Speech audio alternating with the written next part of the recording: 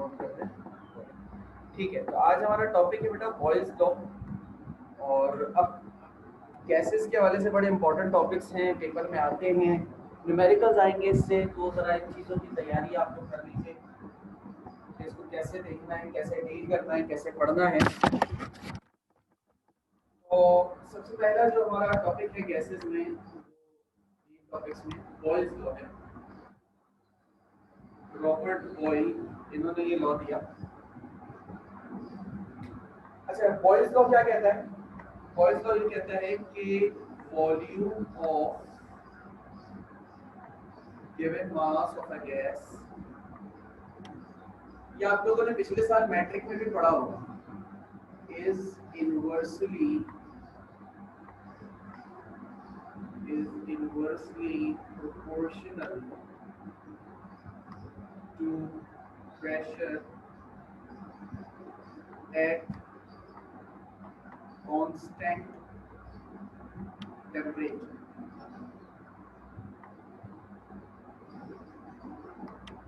Volume is inversely proportional to pressure. अच्छा, पहले तो मुझे ये दो तरह के प्रोपोर्शंस होते हैं। एक होता है बेटा A is directly proportional to B और दूसरा होता है A is inversely proportional to B.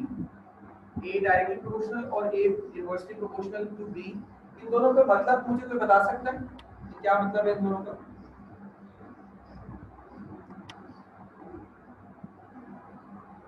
बेटा इन दोनों का कोई मतलब बता सकता है?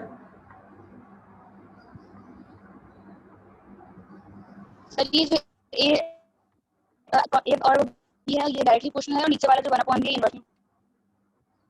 जी, वो डायरेक्टली और इनवर्सली प्रोपोर्शनल तो है बेटा, लेकिन इनका मतलब क्या है? इसका मतलब क्या है और इसका मतलब क्या है? यानी कि क्या कहना चाहते हैं जब हम ये बात कहते हैं?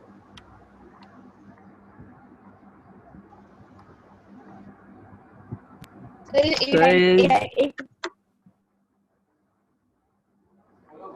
A डायरेक्टली प्रोपोर्शनल है, इसका मतलब ये है कि अगर हम लोग A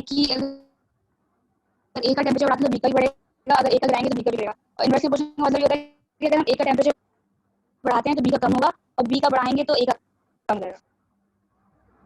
महाद आप क्या कह रहे थे? सर मैं भी यही कहना चाह रहा था। तो टेम्परेचर पे इसको रिस्ट्रिक्ट नहीं करो, राया और महाद दोनों ने जो जवाब दिया बेटा, टेम्परेचर पे रिस्ट्रिक्ट नहीं करो, उसका डायरेक्ट और इनवर्स का मतलब तो आपने सही बताया, लेकिन वो रिस्ट्रिक्ट करके थोड़ा सा वो गलत हो गया। देखो इसका मतलब ये है कि अगर मैं A की वैल्यू को बढ़ाऊंगा, डायरेक्ट का मतलब है A की वैल्यू को बढ़ाऊंगा तो B की वैल्यू बढ़ेगी, और अगर मैं A की वैल्यू को कम करूंगा तो B की वैल्यू भी कम हो जाएगी।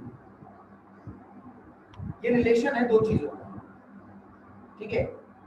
इनवर्स में क्या है? A की वैल्यू बढ़ाऊंगा B की वैल्यू कम हो जाएगी, और अगर A की वैल्यू कम करूंगा तो B की वैल्यू बढ़ जाएगी।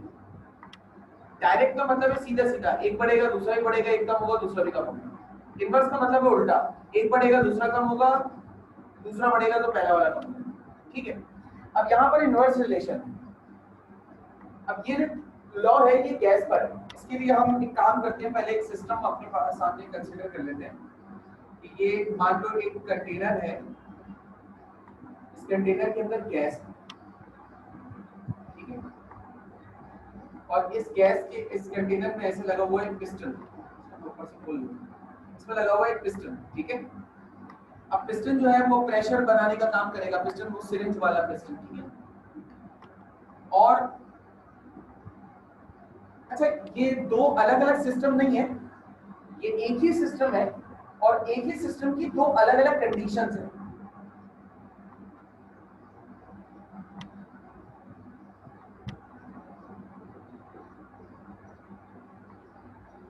ठीक है? अच्छा, इसमें देखो, इसमें जब मैं प्रेशर बढ़ाऊंगा, इसमें जब प्रेशर जो अप्लाई हुआ है पिस्टन पर वो मान लो 1 एटमॉस्फेयर, और इसका जो वॉल्यूम है वो मान लो 100 सेंटीमीटर क्यूब है। अब इस पिस्टन में, अब इन सिस्टम में अगर यहाँ से आप यहाँ जाते हो, मैं पिस्टन को अगर दबाता हूँ, ठीक है, पिस्टन को अगर दबाता हूँ तो पिस्टन पे दबाने का मतलब ये है कि पिस्टन पे मैं प्रेशर लगा रहा हूँ, जब मैं पिस्टन पे प्रेशर लगा रहा हूँ तो पिस्टन नीचे की तरफ आएगा। अच्छा, इसका प्रेशर क्या हो जाएगा? ये हो जाएगा 2 एटमॉस्फेयर, मान लो मैंने प्रेशर बढ़ाकर डबल कर दिया। अच्छा, एक चीज जरा गौर करो कि जब प्रेशर 1 एटमॉस्फेयर था, तो गैस के जो मॉलिक्यूल्स थे वो एक दूसरे से दूर थे बहुत ज्यादा, और वॉल्यूम 100 सेंटीमीटर क्यूब था। जब मैंने पिस्टन पे प्रेशर बढ़ाया तो पिस्टन की प्रेशर बढ़ने से क्या हुआ, जो गैस के मॉलिक्यूल्स का जो वॉल्यूम था ये कम हो गया, यानी कि इनके दरमियान की जो ये खाली जगह थी, पिस्टन ने इन खाली जगह को कम करके मॉलिक्यूल्स को एक दूसरे के करीब करीब कर दिया, और वॉल्यूम क्या हो गया, वॉल्यूम मान लो हो गया 50 सेंटीमीटर क्यूब। अच्छा, अब अकॉर्डिंग टू बॉयज क्या कहते हैं कि अगर किसी गैस के ऊपर प्रेशर बढ़ाओगे तो उसका जो वॉल्यूम है ना गैस का वो कम हो जाएगा, और अगर किसी गैस पर प्रेशर कम करोगे तो उस गैस का वॉल्यूम बढ़ जाएगा। प्रेशर बढ़ाने से क्या होगा, आप गैस के मॉलिक्यूल्स को मजबूर कर रहे हो कि एक दूसरे के करीब करीब आ जाए, सही है। और प्रेशर कम करने का मतलब क्या है कि आप गैस के मॉलिक्यूल्स को जगह दे रहे हो कि भाई जितनी जगह फैल जाए। अब मिसाल ले लो कि एक सिलेंडर के अंदर मैं गैस भर के लाऊं, ठीक है, एक सिलेंडर में मैं गैस भर के लाया। अब अभी गैस उस सिलेंडर में, जैसे मैं उस सिलेंडर के ढक्कन को खोलता हूं, उस कमरे को पैक कर दूं और इस सिलेंडर के ढक्कन को खोल दूं, तो सारी गैस उस सिलेंडर में से निकल के इस पूरे कमरे में फैल जाएगी। पहले गैस उस सिलेंडर के वॉल्यूम में थी, अब गैस इस पूरे कमरे के वॉल्यूम पे आ गई। तो मैंने बेसिकली किया क्या, मैंने प्रेशर रिलीज कर दिया ना, प्रेशर डिक्रीज कर दिया। जैसे ढक्कन खोला प्रेशर हट गया, प्रेशर हटने से क्या हुआ, गैस का वॉल्यूम एक्सपेंड हो गया। कैसे एक्सपेंड हुआ, पूरे कमरे में गैस। बॉयज का लॉ समझ में आया बेटा, बॉयल क्या क्या आ रहा है ये समझ में आया? जी सर। चलो गुड। अच्छा अब देखो, अगर मैं, अब मसला यह है, एक मिनट मुझे लग रहा है थोड़ा अंधेरा हो रहा है, एक मिनट दीजिएगा।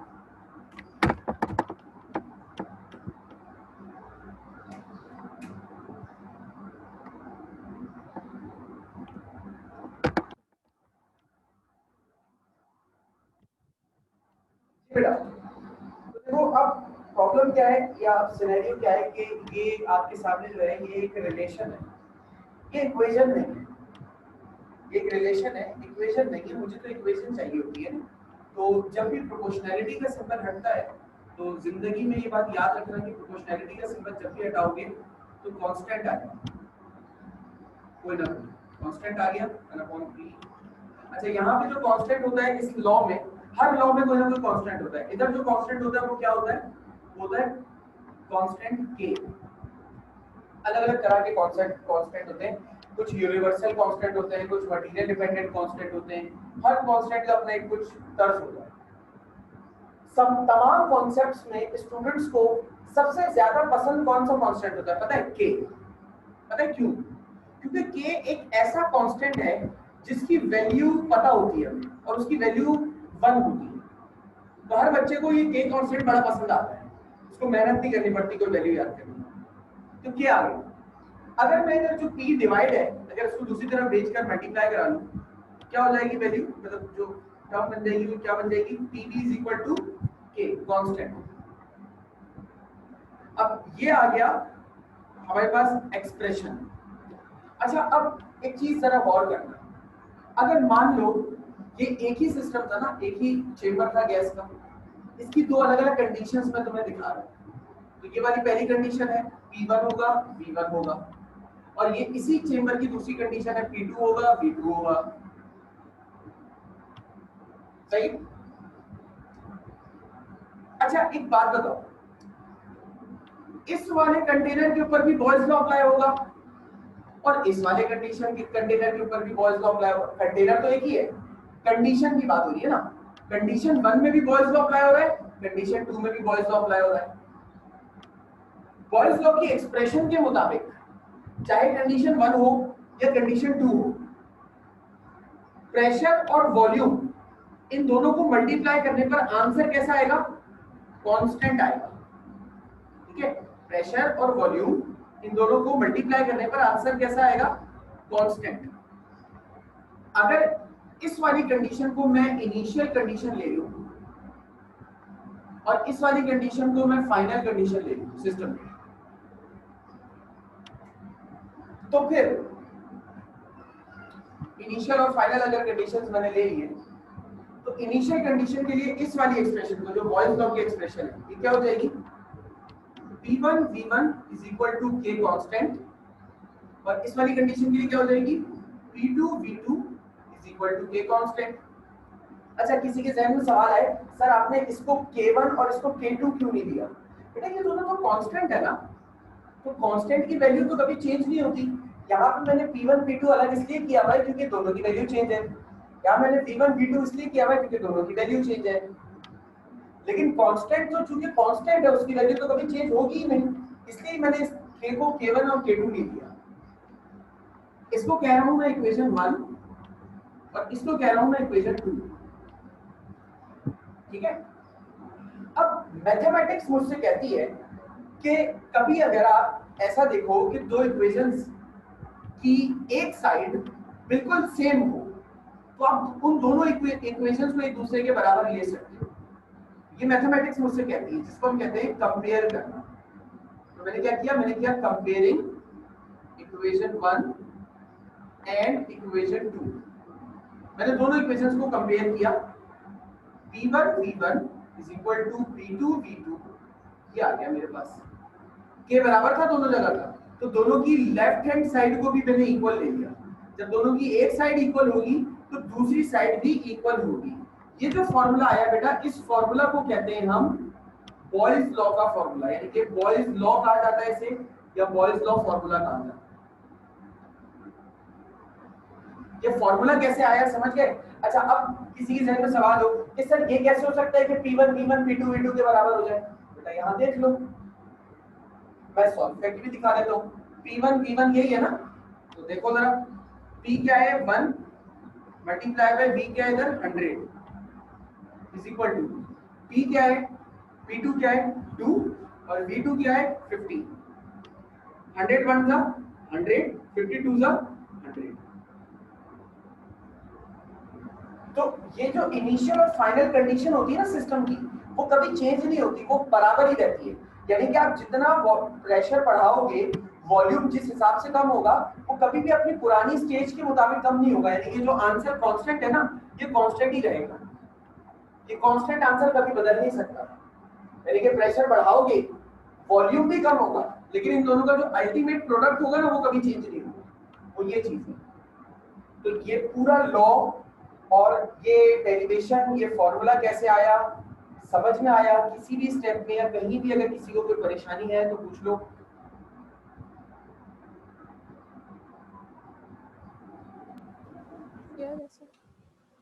सर क्लियर है। गुड, तो एक काम करो, जरा स्क्रीनशॉट ले लो इसका। गुड बेटा, इसका स्क्रीनशॉट ले लो, फिर हम आगे चलते हैं।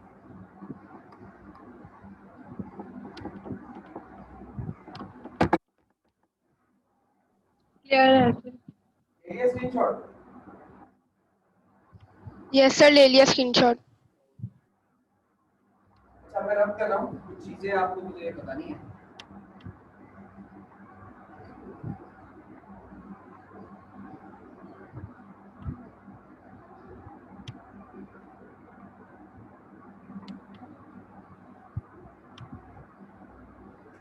अच्छा, इसका जो ग्राफ होता है,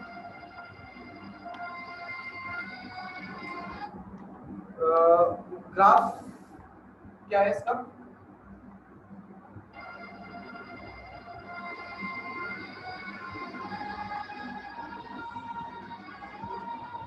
एक मिनट बेटा वेट कीजिएगा।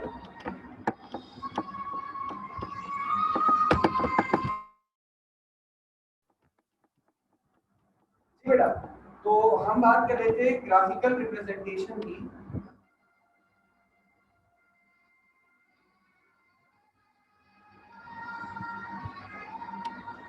ग्राफिकल रिप्रेजेंटेशन की बेटा हम बात कर रहे थे। अच्छा, ग्राफिकल रिप्रेजेंटेशन जो है वो क्या आ गई हमारे पास? अच्छा, ग्राफ क्या होता है इसमें, जो ये हम वॉइस लॉ देखते हैं। अच्छा, ग्राफिकल रिप्रेजेंटेशन पहली बात हम कर क्यों रहे हैं? ग्राफिकल, देखो ग्राफिकल मैनर में जब हम किसी चीज को पढ़ते हैं तो हमें, हमारे लिए उसको पढ़ना निस्बतन आसान हो जाता है। इसमें हम करते हैं क्या है कि वॉल्यूम को वाई एक्सिस पर लेते हैं और प्रेशर को एक्स एक्सिस पर लेते हैं। अच्छा, ग्राफ जो होता है इसका, बॉयल्स लॉ का जो ग्राफ बनता है वो किस तरीके से बनता है? यूं ऐसे, ऐसा कर्व बनता है। अच्छा, ये जो कर्व है, इस कर्व को हम कहते हैं, इस कर्व को हम नाम देते हैं, मैं यहाँ कहाँ लिखूँ, मैं यहाँ लिख देता हूँ। इस कर्व को हम कहते हैं बेटा पैराबोलिक कर्व। इस कर्व को कहा जाता है पैराबोलिक कर्व। नाम याद रखना ग्राफ का। और कभी भी किसी भी सिस्टम ऑफ गैस को उठाओ, उस पे एक एक एटमॉस्फेयर प्रेशर बढ़ाते जाओ और उसके अंदर वॉल्यूम में आने वाला चेंज देखते जाओ। जब सारे पॉइंट्स को ग्राफ पे लगाओगे ना, यानी कि अभी मैं इसको मिटा देता हूँ, बताता हूँ बनता कैसे। देखो, आपने मिसाल के तौर पे प्रेशर था अभी 10 एटमॉस्फेयर, ठीक है, प्रेशर था, हम एग्जाम्पल लेते हैं, प्रेशर था 10 एटमॉस्फेयर और वॉल्यूम था 1000 एटमॉस्फेयर, 1000 सेंटीमीटर क्यूब। ठीक है, मान लो 10 एटमॉस्फेयर प्रेशर यहाँ पर है और 1000 का जो वॉल्यूम है वो यहाँ पर है। ठीक है, यहाँ पर 1000 है, इस जगह पर ये रहा 1000 वॉल्यूम का और ये रहा एटमॉस्फेयर 10 का। अच्छा, यहाँ पर हमारे पास मान लो इस तरीके से इस जगह पर 2000। अब क्या होगा, जैसे जैसे मैं मिसाल के तौर पे प्रेशर कम करता हूँ, प्रेशर 10 एटमॉस्फेयर से प्रेशर कर दिया मैंने 9 एटमॉस्फेयर, तो 9 एटमॉस्फेयर प्रेशर पर वॉल्यूम आ जाएगा 900 सेंटीमीटर क्यूब। अच्छा, अब 900 सेंटीमीटर क्यूब जो है, सॉरी वॉल्यूम तो बढ़ेगा ना, वॉल्यूम 900 की जगह क्या हो जाएगा, 1100 हो जाएगा, क्योंकि प्रेशर कम करूंगा तो वॉल्यूम बढ़ेगा, तो वो 1100 समझ लो यहाँ पर आ गया। इस तरीके से आप बनाते जाओगे, पॉइंट्स लगाते जाओगे, लगाते जाओगे, लगाते जाओगे, इस तरीके से पॉइंट्स बनते जाएंगे। आखिर में आपने क्या करना है, आपने सारे पॉइंट्स को इस तरीके से ज्वाइन करना है। जब ज्वाइन करोगे तो इस तरीके से कर्व आ जाएगा। इस कर्व का नाम है बेटा पैराबोलिक कर्व। ठीक है, और ये ग्राफिकल रिप्रेजेंटेशन होती है बॉयल्स कर्व। कोई सवाल इसमें बेटा?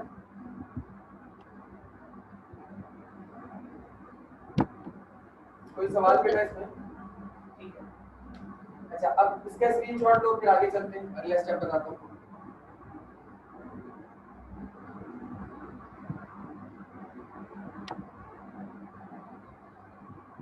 हो गया? स्क्रीनशॉट ले लिया बेटा?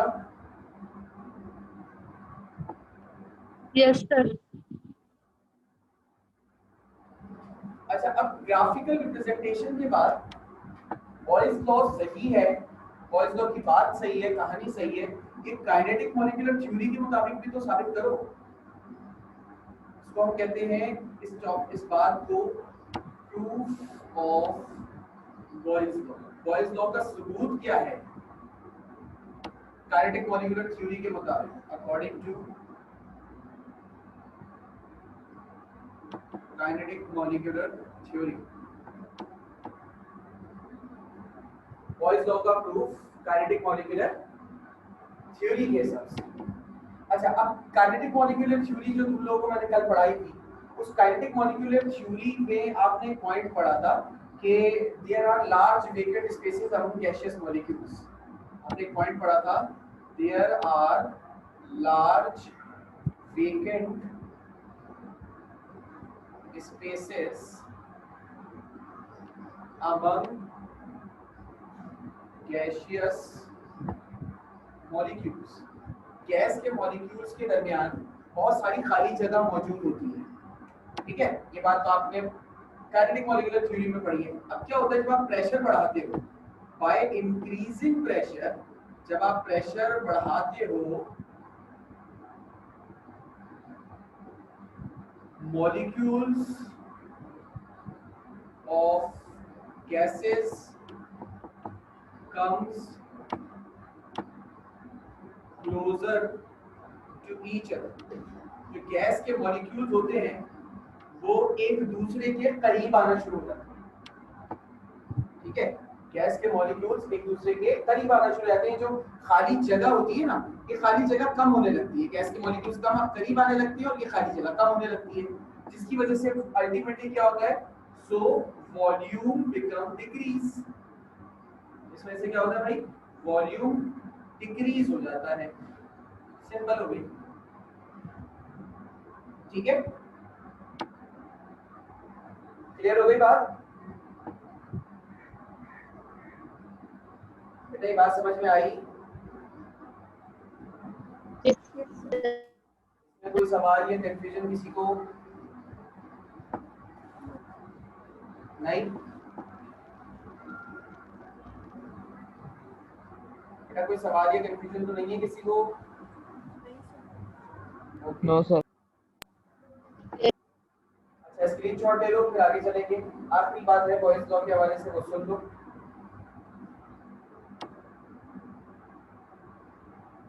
ले लिया स्क्रीनशॉट? सर ले लिया screenshot.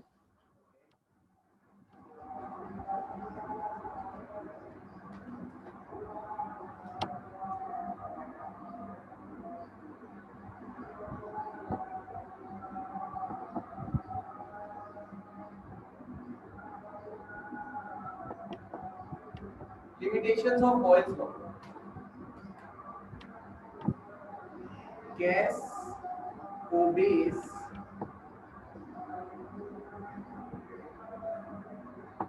Boyle's law at high temperature and low pressure.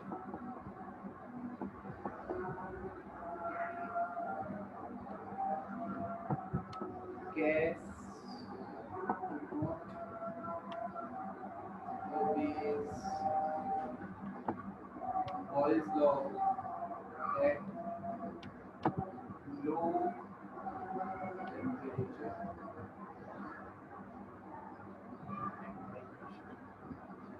Gas Boyle's law को ओबे करती है हाई टेम्परेचर और लो प्रेशर पर। गैस बॉयल्स लॉ को ओबे नहीं करती लो टेम्परेचर और हाई प्रेशर पर। अच्छा ये जो लो टेम्परेचर वाली बात है ये मैं अगले लॉ जब पढ़ाऊंगा ना चार्ल्स लॉ तब समझाऊंगा, अभी मैं सिर्फ हाई प्रेशर वाली बात समझाऊंगा। देखो होगा क्या कि अगर ये मेरे पास एक पिस्टन हो, इसमें गैस के मॉलिक्यूल्स हैं, बहुत सारे गैस के मॉलिक्यूल्स हैं। अब मैं क्या करूंगा, पिस्टन के ऊपर बहुत ज्यादा प्रेशर अप्लाई करूंगा, इतना प्रेशर अप्लाई करूं कि ये पिस्टन बिल्कुल दब के नीचे आ जाए और सारे गैस के मॉलिक्यूल्स को एक दूसरे से बिल्कुल सॉलिड की तरह चिपका दे, बिल्कुल सॉलिड की तरह चिपका दे। ठीक है। अच्छा जब तक ये पिस्टन नीचे दब रहा था तब तक बॉयल्स लॉ ओबे हो रहा था। अब जब पिस्टन बिल्कुल दब चुका है, यानी कि अब मजीद पिस्टन के दबने की सलाहियत नहीं है, लेकिन मैं अभी भी क्या करूं, मैं अभी भी इसके ऊपर जबरदस्ती प्रेशर बढ़ाऊं, जबरदस्ती, तो पिस्टन मजीद दब तो नहीं सकता। क्यों नहीं दब सकता? क्योंकि जगह ही नहीं है ना, जितनी भी खाली जगह थी वो पिस्टन ने दबा दबा के कवर कर दी है। अब तो सिर्फ मॉलिक्यूल्स रह गए और पिस्टन के दबाने से मॉलिक्यूल्स थोड़ी दबेंगे, मॉलिक्यूल्स तो वही रहेंगे ना, मॉलिक्यूल्स तो दब नहीं सकते। ठीक हो गई बात?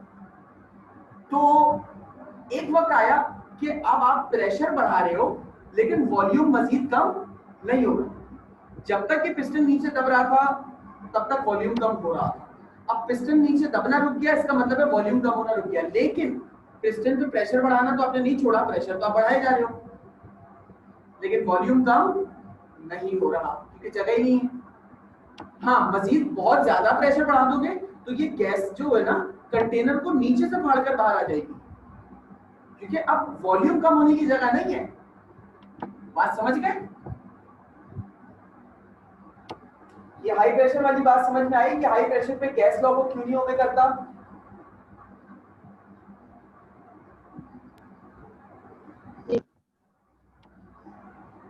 बात समझ में आई बेटा?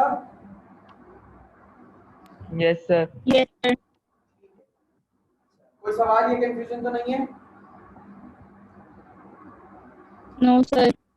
इसका स्क्रीनशॉट ले लो जल्दी से, फिर क्लास ऑफ करेंगे।